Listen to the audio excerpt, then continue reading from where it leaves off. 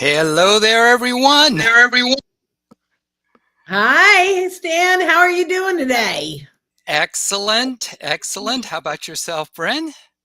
Oh, as if you're watching this live, you'll notice I might be on vacation, but I would not miss this for the beach. So excited to Yes, be. thank you. Much appreciated. And happy 4th of July in advance to all those who celebrate. And so we just look forward to spending some time with you briefly today before we jump totally into the holiday mode. And we're going to be talking about 11, kind of hard to figure out how to do that with, but 11 Sales Navigator Wait, filters. you do 10 and I'll do one. Go Oh, ahead. there we go. There we go. I like it. 11. 11. Okay, I'll remember that for the future. I can get up to 20 fingers on here. So, yes, we're going to be talking about some Sales Navigator filters, as we said, that will rock your world. There are a lot of filters. Some of them you're probably using all the time, like geography and so forth and so on.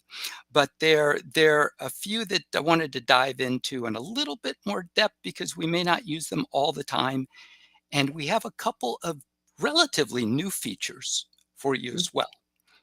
So, Brent, is it okay if we start with account filters and then we'll go over to lead filters? Good with that? Absolutely. Yeah, Okay. I'm great with that. So we all know that you can search based on company revenue and company headcount. But what's easy to miss is that you can also search and filter by department headcount growth. Now, when Mhm. we say growth, that means both growth if it's growing, if the department is growing, but you can also search for departments that may be shrinking in headcount. Okay, Mm. not a very positive thing, but it may be an opportunity to help them. Okay, if you're, yeah, exactly. So if you know that a department is shrinking depending on your solution. And Bryn, it sounds like a thought hit your mind. Oh, yeah. But let's talk about growth. So, why would you care about growth depending on what it is you do? What if you're a commercial realtor? They're growing, they may need more office space. What if you are a commercial furniture dealer? Obviously, they may need new desks, right? So, I want you to really think about if your prospects need you, if they're growing, right? There are lots of opportunities in there. Now, you may say, well, why would I want to work with someone who's shrinking, who's laying off? Well, you may have some services that could now fill a gap that is now that they've done some layoffs. And a lot of times companies will do that. They'll lay off entire marketing teams and then hire a marketing company to supplement. So take a look at your business and say, is this a filter that would help me identify a more qualified opportunity? Yep, exactly. Exactly. And some of you on the call may be offering fractionalized services because I've heard of everything from fractionalized CFO services where someone who has that background will literally come in and fill in part-time. And Mhm. most recently heard of fractionalized CEO, which I'd never heard of before. But as Bryn said, if you have a Mhm. service that can fill a gap, it may be an opportunity for you. Now, Great number filter. two, yeah, because I just realized we're going to have to go through is it's 11, so we're going to need to. I'll go through these Speed it relatively up. quickly. Yeah, my goodness. Technologies used. I know we may have mentioned this on another call, but technologies Mhm. used is kind of buried at the bottom of the filters under accounts. And if you offer, say, complementary technologies to, you can type in Salesforce as an example. You can type in Oracle, SAP, and other, smaller uh, software, other types of technologies. If you offer complementary technologies, that may surface some opportunities for you that you never would have been aware of. So that Mm. a little used filter, but it's there. We're trying to get them to give us an actual list of all the technologies that they have in the drop down so we don't have to guess. So we'll see. But that's a filter that we just want to make sure everyone knew about. Yeah, that's great. I love that filter. If you're in the SaaS world, there are so many other ways, though. I mean, and we don't know them all. We don't know exactly what it is that you do, but there are so many other ways that you could probably leverage this technology is used, right? Even if, let's say, for example, you're a sales trainer. If they have Salesforce.com, that means that they're investing in their, in the sale, the way that their team sells. So maybe you can complement that, right?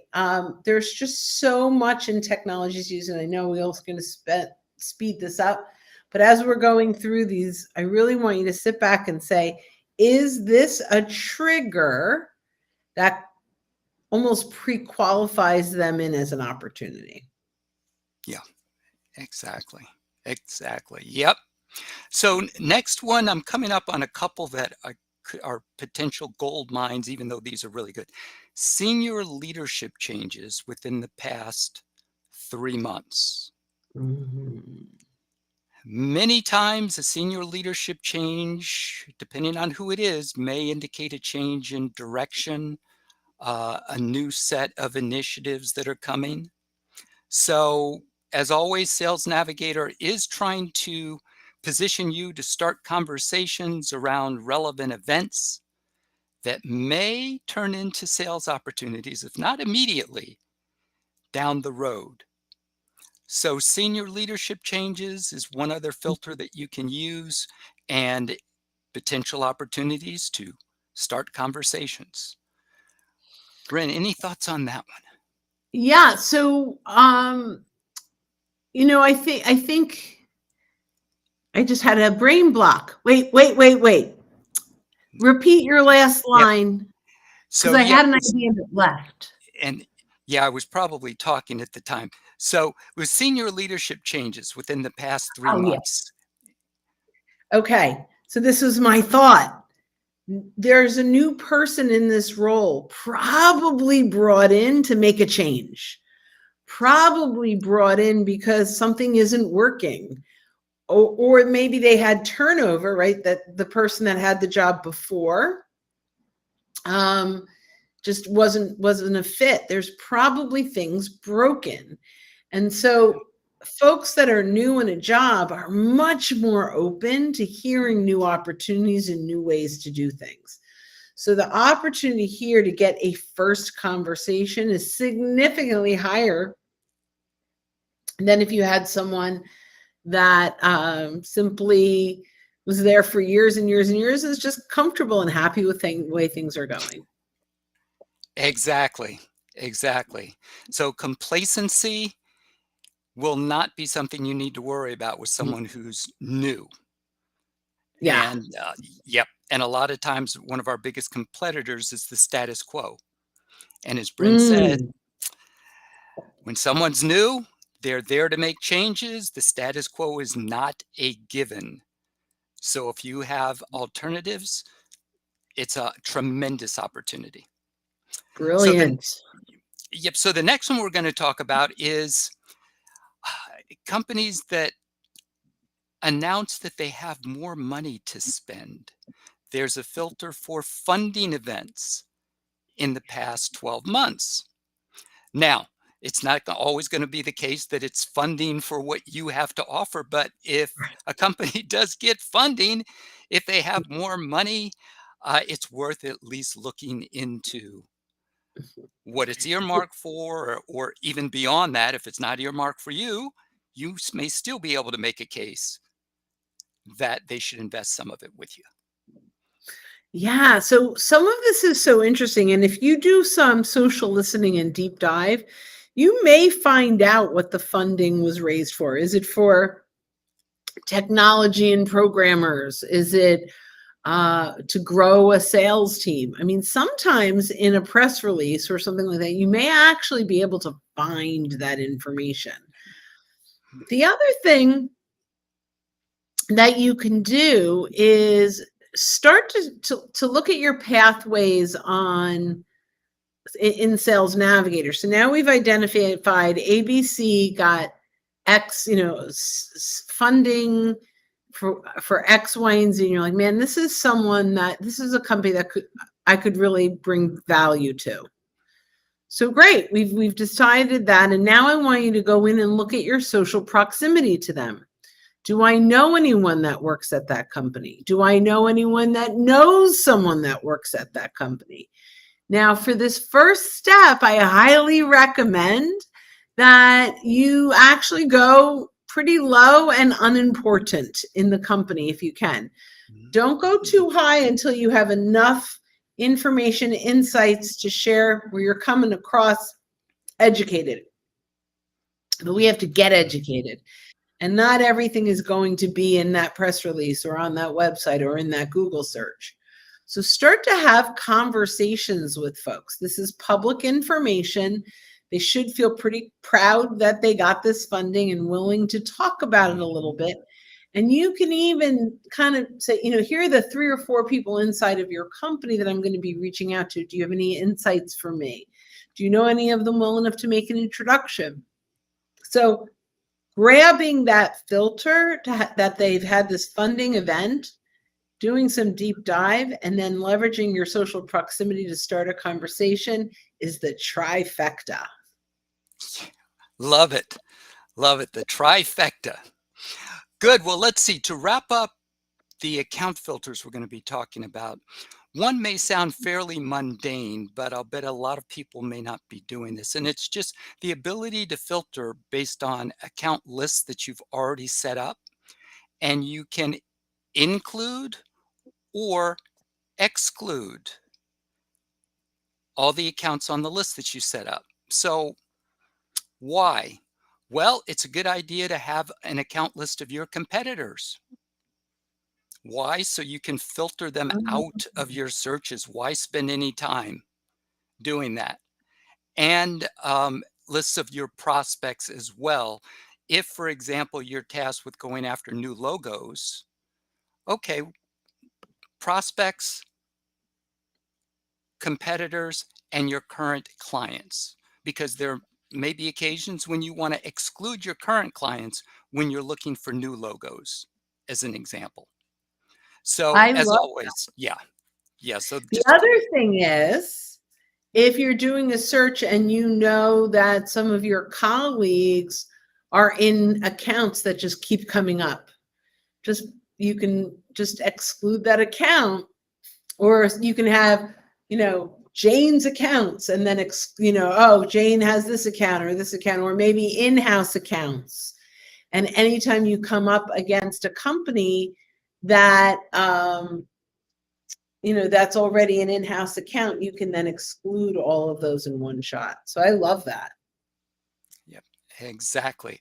All right, and Bryn, we're going to do a quick pivot to lead filters. So we talked about several account filters that you can use. Now we're going to talk about some lead filters. And one is we're used to filtering based on geography, but Sales Navigator also gives you the ability to filter by what they call postal code, which here is in the US is zip code. And you can do a radius around a certain zip code.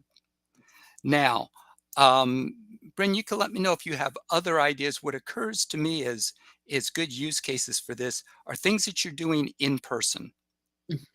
As an example, if you're visiting a city, you're taking a flight, you've got one appointment there, you still have some time on your hands to see if you can get to some other people that are close by. You don't have time to take a 2.5-hour drive to see somebody, but Mhm. you could filter within 5 miles of the zip code where your initial meeting's being held.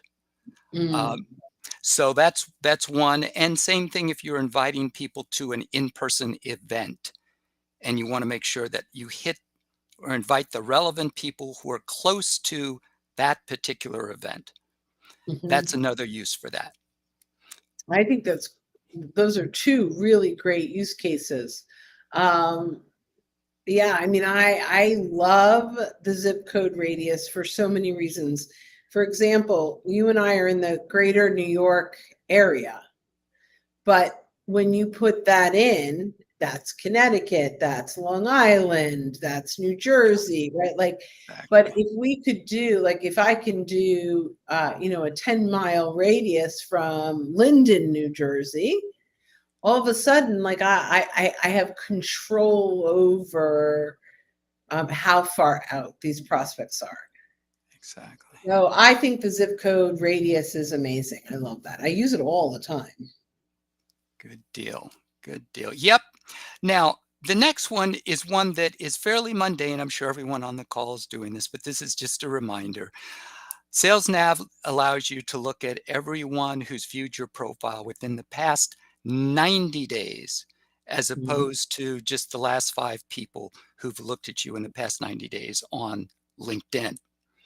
So, just a gentle reminder, don't forget to look at who's viewed your profile. And of course, Sales Nav gives you more leeway because you don't have to do it necessarily every day, although that's not a bad habit.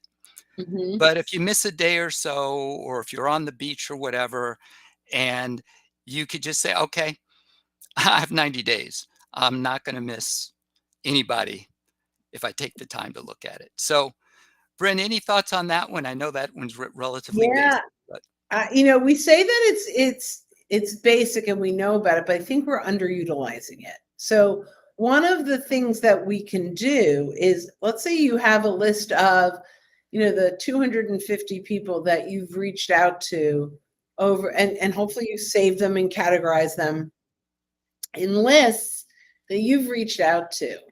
And maybe you've moved, the ones that have responded have now moved outside of a list. So you might say active prospects, or create that saved search in, reached out, mm, engaged, whatever it is that you want to. So it could even be if you've engaged on their content. And then we almost use the saved search name, that search, the saved leads, sorry, not the saved search, the saved leads. We're going to name that lead list. Um, engaged on content or invited to event or whatever it is. mm, Now we want to pull that list up and look at how many of them visited your profile.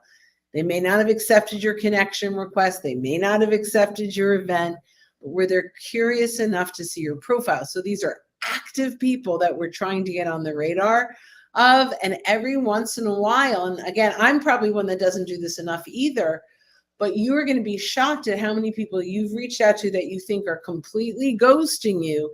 But if they looked at your profile, they had a little bit of interest enough for you to reply. yes. Yes, and that's the wonderful thing about LinkedIn is it does show you who's looked at your profile, even if they don't engage with you otherwise, even if they never send you a message. Mhm.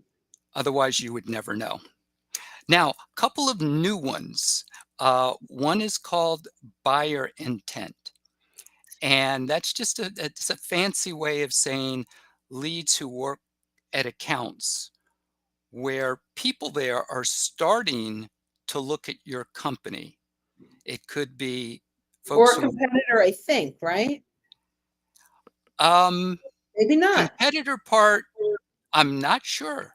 That one I have to look at. But it's people who've indicated some interest in your company either by looking at your profile, looking at the company page, looking at profiles of your colleagues, and all this kind of data is something that the algorithm could do, but we could never do manually. There's just no way. So this is another way that Sales Navigator works for us by surfacing potential indicators of interest that we would never see ourselves. So I can't remember exactly what it is, but there is something in there. It may not be direct competitors, but they're engaging on content that's Okay. relevant to your industry. I think that's the next one, which is category interest. So Sorry, that's I okay. jumped ahead. We were That's gonna what. yep, we're gonna talk about that one too anyway, and that one's also relatively new. So That one is if leads, and this is also one reason why it's so important to save your leads so that you're sending signals to the algorithm so that they can let you know as much information as they can. I know I'm speaking about the algorithm as if it's a person, but it's really working hard for you. So the buyer intent, someone works for a company and someone there is looking at your company page. If you have a marketing team that's using LinkedIn advertising and they're using tags so that they can retarget people who've looked at your website and all of that, the algorithm can factor that in also. Got it. Yep, Interesting. yep. And So then you go ahead. go ahead. I was just going to say the category interest is if they're looking at products that are in your general category. And I don't know all the elements that the algorithm takes into consideration. One is groups that people may have joined, other forms of engagement, um, what they have on their profile, they being the leads. So Mhm. all of that is factored into the category interest category. Yeah, so I there is a list of categories. I put it in, we'll put it in the show notes. I put it in the chat. But Okay, it looks like thank you. there's business strategy, computing, a lot of like there's construction and customer support. I mean, there is an enormous amount of categories that you can choose from. And then, um, so I think, and you can even jump down even further. As you said, it's brand new, and as we're recording this, as we're talking about this, it still has that little new button. Yeah. That's how new it is. So, by the time you're listening to this, things may have changed a little. Reach out to us if they have. We'll update you. Exactly. It's never boring with Sales Navigator. There's always something new going on. But the good news is they're always trying to help us and Mhm. help us do our jobs better. Now, another category, for lack of a better term, is people you interacted with. And by that, Sales Nav means people that you've direct messaged or who viewed your profile. Because there may be times when you're doing searches and you don't want to, and I'm sorry, let me flip it. It's actually people who you viewed their profile. Oh. So when you're searching for people and you're doing lead searches, a lot of times you don't want to see people that you've already looked at. And so you can set the people you've interacted with filter to kind of exclude ones that you've already looked at so you can stay focused on those that are new. Now, if you've direct messaged them, and this is something I need to find out whether it also includes in-mails, because if you've already Mhm. in-mailed someone and you say, okay, don't want to worry about people I've already reached out to, I'm only interested in the new ones that I haven't reached out to. This is so Makes interesting. I sense. haven't used that yet. Yeah. So So thank you for sharing that. Yeah, I do think it helps with um we do often have an issue, and I've been a victim of this plenty of times where they reach out like they'd never reached out to you before, like you've never had a conversation before. And here is the big challenge around this.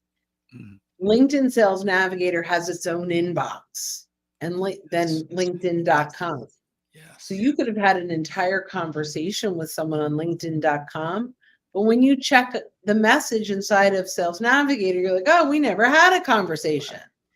And so this particular filter really helps so that you don't kind of, it's not stick your foot in your mouth, but it's like, um, Yeah, you're not embarrassed. Like, oh yeah, my gosh, I'm so sorry. Yeah. yeah, yeah. Yet another reason why they need to combine the inboxes or allow us to be able to look at all of them in one for that very reason. So yeah, yeah, thank you. Brendan, now the last one are lead lists and the ability to include or exclude lead lists when you're Mhm, doing searches. We talked about the same thing with accounts. mhm. When you're doing lead searches, the same logic applies. If you have a lead list and for some reason you want to include it in your search, you can do that. If you want to exclude a list you've taken the time to set up, you can do that as well in a search. Yeah, and I'm gonna kind of reiterate this because I think it's important, and there's this overlap anyway. Is this that particular lead list is great in combination with who's viewed your profile, in combination with um, you know other triggers. Maybe it's who your saved leads, and then you Mhm. want to see who of those saved leads are following your company, because each of these combination of filters, you can really create a warmer and warmer opportunity and list. The last thing is, don't forget about the second degree connections. Map out your social proximity, who can help you get to all of these people. People. Yep. Yep. So true. Yeah, I Yeah. look forward to diving into more detail about the different combinations in future episodes because, yeah, because that's like Sales Navigator 300 series stuff. So, yep, looking forward to it. Bren, thank you. This has been awesome. It's And always yep, always fun. And I'd also encourage those of you who are on or are watching the replay is reach out to us with your questions and the types of things you'd like us to talk about here, because we're always looking for that kind of feedback. Righty. Thanks, everybody. Have a great holiday. see you next And we'll see you next week. week. Bye bye.